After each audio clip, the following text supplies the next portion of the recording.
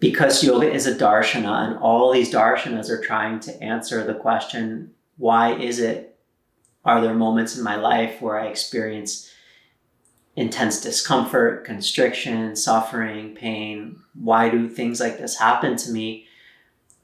Yoga, being a darshana's answer, is the mind. And so if mind is the cause of suffering, then mind is also the remedy. And so by bringing our mind to the present moment, to get quiet, to get still, to actually know what it is that's happening between the ears, that's what Patañjali is, his proposition.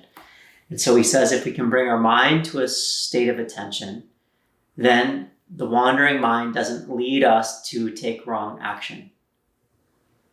Because at the end of the day, inevitably, there's sort of two voices that we can listen to in life.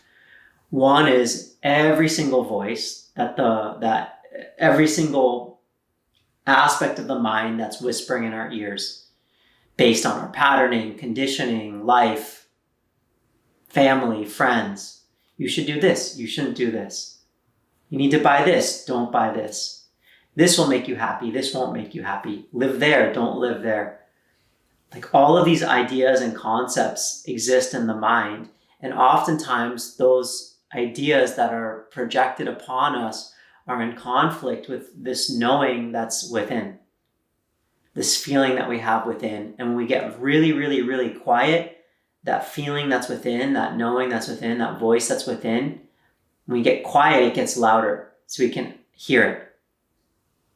We can tune into it, and we can move from that place. You can call that knowing your instinct. You can call that knowing your intuition. You can call that knowing your gut. You can call that knowing God. You can call that knowing the Seer, Purusha, Ishvara. There's all kinds of different words. Whatever resonates with you, call it whatever you'd like. But that's what Patañjali wants us to connect to.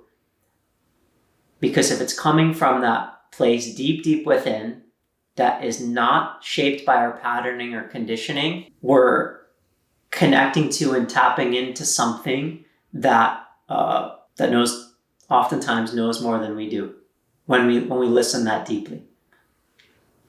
So he says that if we bring the mind to a present moment, that voice gets louder, we can hear it a little bit better, and consequently we understand it, and we abide in our own true nature.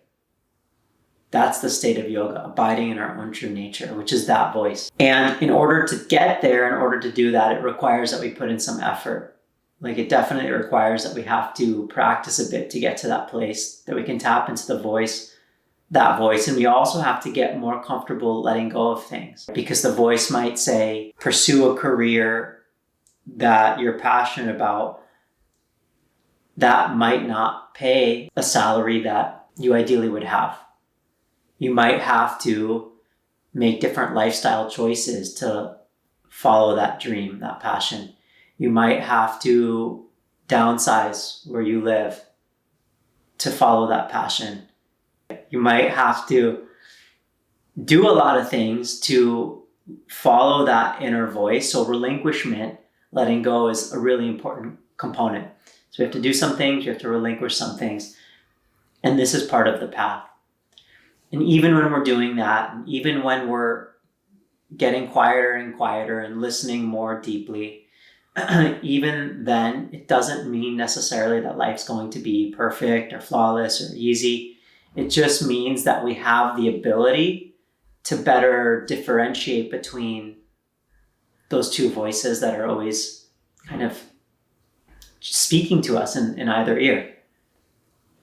Even in a state of yoga, we're still navigating challenge. That never goes away, but we're able to find that solution that exists within us.